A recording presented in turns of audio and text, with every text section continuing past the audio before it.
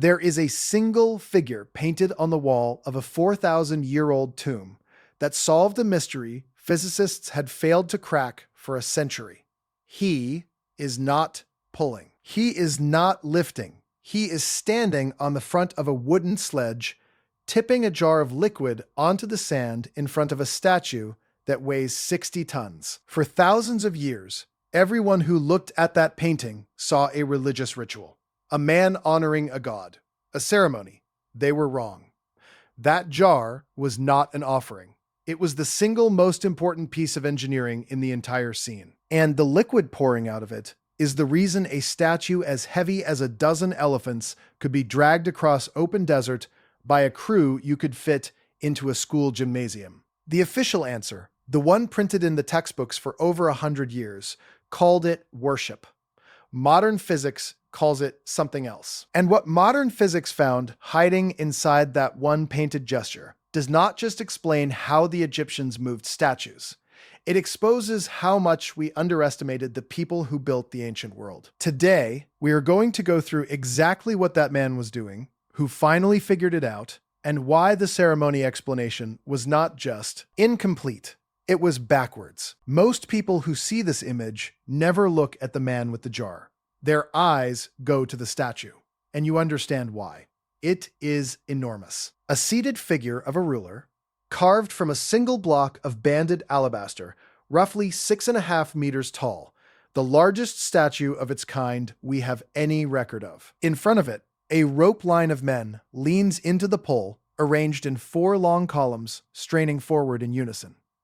It is a scene built to impress you with muscle. And so the eye slides right past the one detail that actually matters. Most people walk right past the real mystery without ever knowing it is there. Because the strangest thing in this painting is not the size of the statue or the number of men. It is that there are not nearly enough of them. Count the figures dragging that colossus, and you get 172. That is it. 172 men to move 60 tons of solid stone across sand. On paper, with the physics we assumed the Egyptians understood, that number should not work. It is too few. The statue should have dug into the desert and stopped dead. And yet the painting insists it moved from a quarry in the eastern cliffs all the way to a governor's tomb kilometers away. Something in that scene is doing work we cannot see. Something is missing from our math. Let me tell you where this painting is, because the location matters. It sits on the wall of a tomb at a place called Deir el-Bersha, on the east bank of the Nile in Middle Egypt. The tomb belonged to a provincial governor named Jehuti Hotep, a powerful regional ruler who lived during the 12th dynasty, around 1900 BCE, serving under a line of pharaohs during Egypt's Middle Kingdom. He held the title Great Overlord of the Hair Province, and he controlled the desert routes and the quarries that fed them. The statue in the painting is him, carved from alabaster, hauled out of the quarries at Hatnub, deep in the eastern desert. It was dragged overland to stand at his mortuary chapel. The scene was meant to be his monument to his own power. Instead, it became the most detailed engineering diagram to survive from the ancient world. And nobody read it correctly for 100 years. Because here is the strange part. The Egyptians did not just move the statue. They painted a step-by-step record of how, and then they labeled it, and we still managed to misunderstand the most important step. Look again at the man on the sledge. He is standing right at the front, at the exact point where the wooden runners meet the sand, and he is pouring liquid directly into the path the sledge is about to travel. Not on the statue, not on the men. On the ground, in front of the runners, at the precise place where friction is generated. When the first European scholars studied this tomb in the 1800s, they saw that gesture, and they reached for the explanation that fit their picture of Egypt. The Egyptians were a deeply religious people. Their art was full of offerings and libations. So, the man pouring liquid must be performing a sacred act, purifying the ground before the god statue, anointing the path. For decades, scholars dismissed the water pourer as symbolic, a priest, a ceremony frozen in paint, and that reading went almost completely unchallenged because it was comfortable and because no one had a better one. But comfortable is not the same as correct, and there was a question hiding underneath the comfortable answer that nobody wanted to ask out loud. Why would you waste a man on a job this hard with a load this heavy? Every single body counts. You do not put one of your strongest workers up on the sledge doing nothing but a religious performance, while 172 others break their backs pulling. Unless the man on the sledge is not performing at all. Unless he is doing the most important job on the entire crew. Here is where it gets strange, because when you stop assuming ceremony and start assuming engineering, the whole scene reorganizes itself in front of you. That painting is not showing you a ritual with a transport in the background. It is showing you a machine, and the machine has moving parts, and the man with the jar is one of them. To understand why, you have to understand what actually happens when you try to drag something heavy across sand. And that is where the story leaves the tomb wall and walks into a modern physics laboratory. Hold that image of the pouring man. He is clue number one, and he is about to be proven right by people who were not even trying to solve his mystery. For most of the 20th century, the ceremony explanation just sat there unchallenged, because the people who studied ancient Egypt were historians and archaeologists, not physicists. They were not in the business of measuring friction coefficients. And the physicists who could have measured it were not spending their time staring at tomb paintings. The two worlds never touched. Then, in 2014, they finally did. A team led by a physicist named Daniel Bohn at the University of Amsterdam published a paper in one of the most respected journals in the field, Physical Review Letters. The title was As Dry as the Desert Itself: Sliding Friction on Wet and Dry Sand. It reads like something about beaches. It is actually the paper that dismantled 100 years of Egyptology with a tray of sand and a weighted sled. Bohn and his colleagues were not looking to solve an archaeological puzzle. They were studying the basic physics of how objects slide over granular material. But Bohn had seen the Jehuti-Hotep painting, and he had noticed the same thing you just noticed: the man with the jar. And he asked the question the Egyptologists had been avoiding. Not, what does it mean? Why did they do it? So they built a miniature version of the Egyptian sledge, a small sled with a flat bottom, weighted, pulled across a tray of desert-like sand, while instruments measured exactly how much force it took to keep it moving. First, they pulled it over completely dry sand, and they watched something happen that anyone who has ever dragged a heavy box across a beach would recognize. The dry sand piled up. A heap of grains built up in front of the leading edge of the sled, growing as it moved, and every bit of that heap had to be pushed out of the way. The sand fought back. The friction was brutal. The sled plowed instead of sliding. Then they added water. Not a lot, a little, and the numbers changed so dramatically the researchers went back to check their equipment. This is the part the tour guides never tell you, because it is not intuitive, and for a long time, even scientists assumed the opposite was true. You would think wet sand would be worse. Mud is sticky. Adding water to dirt makes a mess that clings to everything. Earlier researchers had actually assumed exactly that pouring water would increase the drag, not reduce it. But sand is not dirt, and a small amount of water does something to sand that is closer to magic than to mud. When you add just the right amount of water to sand, microscopic bridges of water form between the individual grains. These are called capillary bridges, and they act like a molecular glue, pulling the grains together and locking them into a firmer, stiffer surface. In technical terms, the water increases the shear modulus of the sand. In plain terms, it turns loose, shifting sand into a hard, stable track. And on a hard, stable track, the sledge stops plowing. No heap builds up in front of the runners. the sled glides. It is the exact same reason you cannot build a sandcastle out of dry sand, but you can build a tall one out of damp sand. The water is what gives the grains the strength to hold a shape and bear a load. Now here is the number that should stop you. Bond's team found that the right amount of water could cut the sliding friction by as much as half, which means you would need only about half as many men to pull the same load across wet sand as you would across dry. And now go back to the painting. Go back to those 172 men that seemed like far too few to move 60 tons. They were too few for dry sand.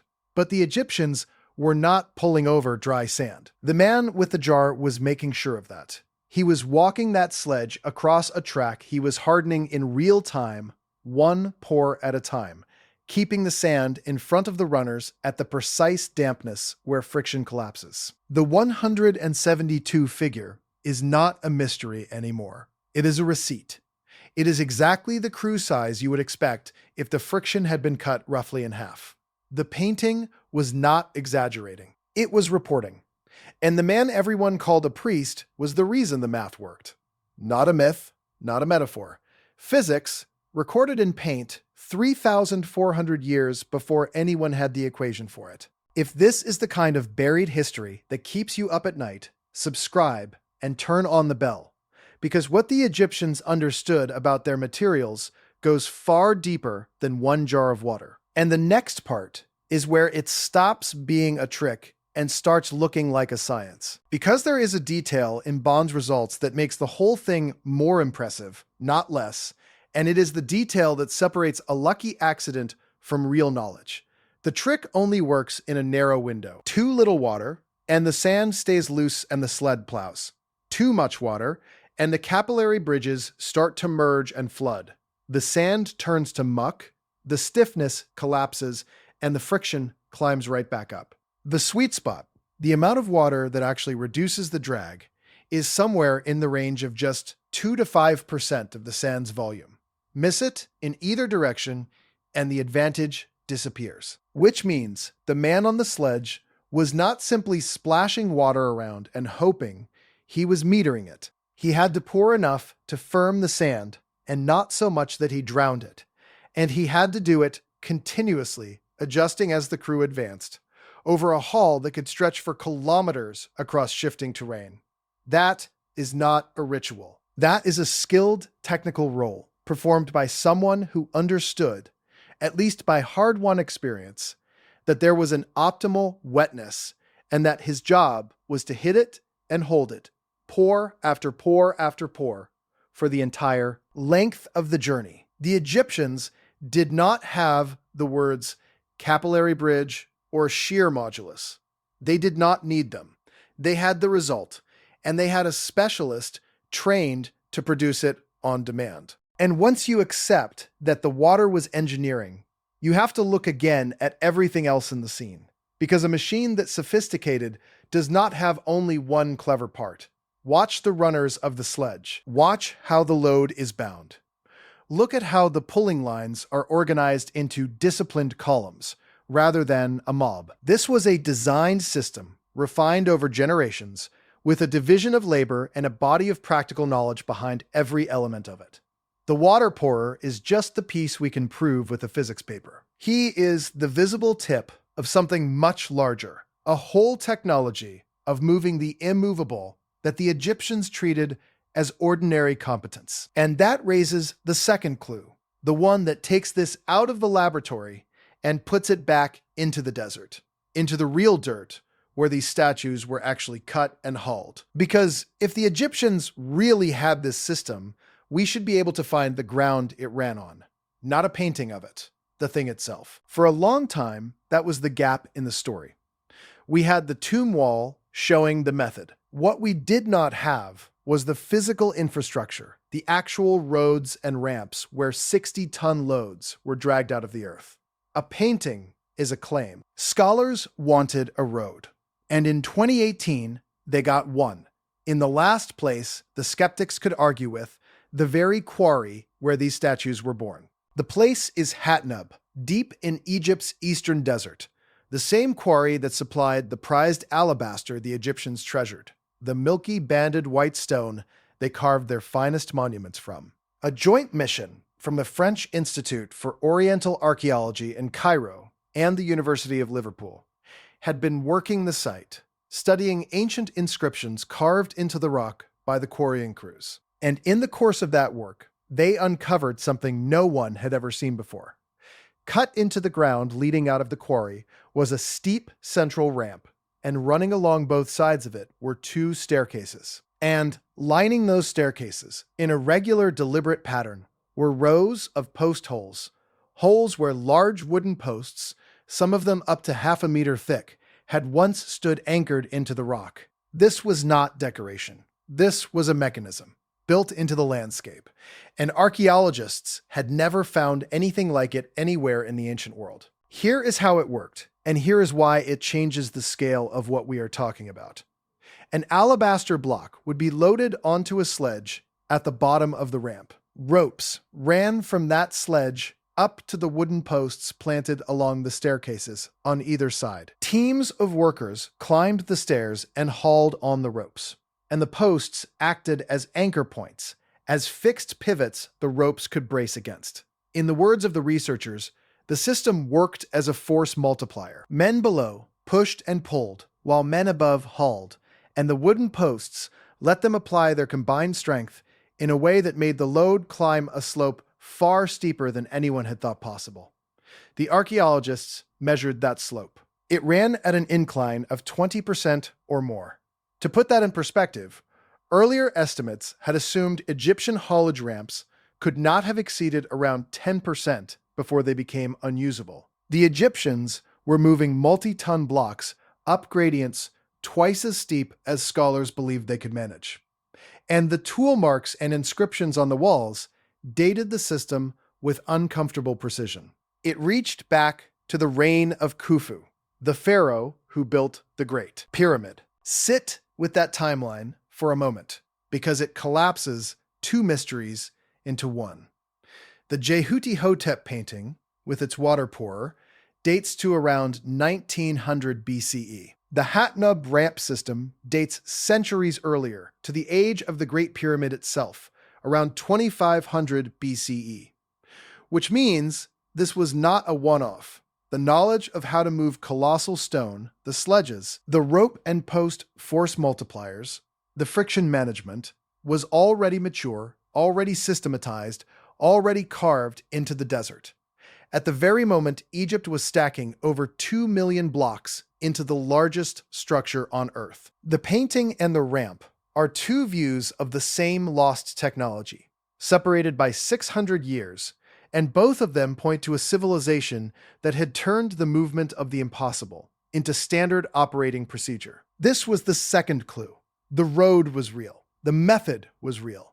And it was older and more refined than anyone wanted to admit. And that forces the question that has been building under this entire story. If they were this good, this early, with this much system behind them, then how much of what we have spent 2 centuries calling ritual, or decoration, or superstition was actually engineering we simply were not equipped to recognize? How much practical knowledge did we file under religion because we could not read it? That is the third clue, and it is the one that should genuinely unsettle you, because it is not about a single painting or a single ramp. It is about how badly we may have misjudged the people who left all of this behind. Think about what the ceremony explanation actually required us to believe. It asked us to look at a civilization that leveled the base of the Great Pyramid to within a couple of centimeters across an area larger than 9 football fields. That aligned their monuments to the cardinal directions with an accuracy that still stuns modern surveyors, that cut and fitted stones weighing as much as 80 tons. And then, to conclude, that when one of their own paintings showed a man pouring water at the exact point of friction on a 60-ton haul, he must have been doing something decorative. We assumed the sophistication stopped exactly where our understanding did. Every place the Egyptians did something we could not immediately explain, we labeled it symbolic and moved on. The water pourer is the proof that this instinct was wrong. For 100 years, he was a priest. Then a physics lab looked at him and found an engineer.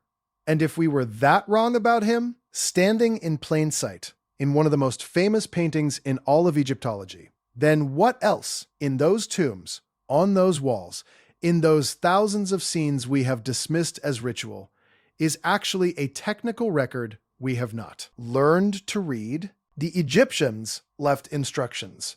That is the uncomfortable truth at the center of this. They did not hide their methods. They painted them on the walls in detail with the key step placed right at the front of the sledge, where you could not miss it. The knowledge was never lost because they concealed it. It was lost because we looked straight at it and saw the wrong thing. And that is a different kind of lost. A sealed chamber you can eventually drill into, a misread instruction can sit in front of you, fully visible, for a century, and stay invisible until someone finally asks the right question. How many more of those are still up on those walls, waiting? Now, does any of this prove that the Egyptians possessed some grand, lost science, a secret understanding of physics beyond their time? Let us be honest, because the truth here is strong enough that it does not need inflating. The answer is no, not in the way the wildest versions of the story imagine. The Egyptians did not have equations. They did not know why the water worked at the molecular level. And there is no evidence they thought about capillary bridges or shear modulus in anything like our terms. What they had was something arguably more impressive for a people without modern instruments. They had empirical mastery. Generations of trial and error, of watching what worked and passing it down, until a crew could hit a 2 to 5% water content by feel and haul 60 tons up a 20% grade as a matter of routine. There are skeptics, and they make a fair point worth conceding. The physicist Daniel Bohm himself was careful never to claim the Egyptians understood the underlying science. He showed only that the trick works and that they used it.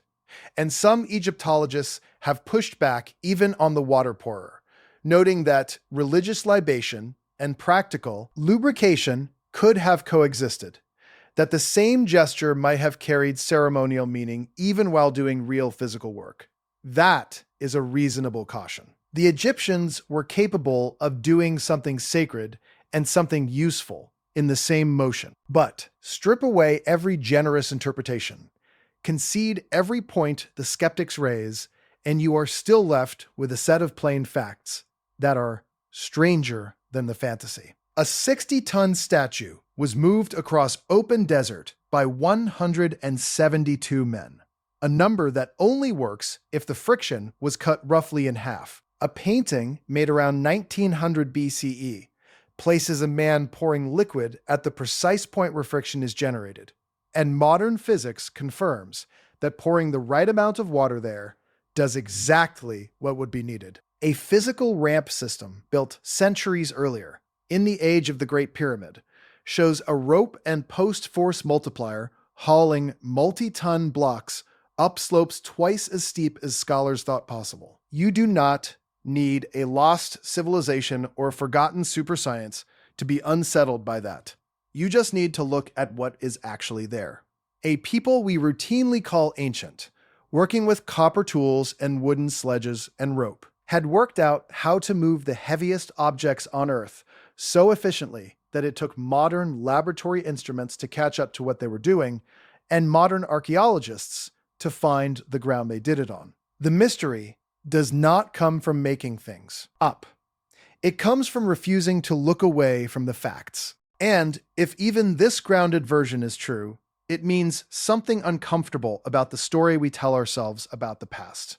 It means our picture of the ancient world is not a finished portrait. It is a sketch with pieces missing, and some of those missing pieces have been painted on tomb walls the entire time, mislabeled by our own assumptions. It means the line we like to draw between primitive and advanced is a lot blurrier than the textbooks pretend. These were not people fumbling toward civilization by luck and muscle. They were engineers who encoded working physics into the art we mistook for prayer. And if we misread something this fundamental, the movement of the very statues and stones that define ancient Egypt standing in plain sight for 100 years, then the real question is not how they moved the Colossus. We know that now. The real question is how much else is still up on those walls, fully visible, perfectly recorded, waiting for us to finally understand what we are looking at. The painting is still there, on the wall of a battered tomb at Deir al-Bersha. The colors faded, the crew still frozen mid-pull, the man on the sledge still tipping his jar onto the sand exactly as he has for the last 4,000 years. For most of that time, we told ourselves he was worshiping. He was not. He was working. He was showing us how it was done, in a language we only just learned to read. And the unsettling part is not what he was doing. It is how long he stood there, in plain sight, telling us the truth, while we called it a ceremony and walked past.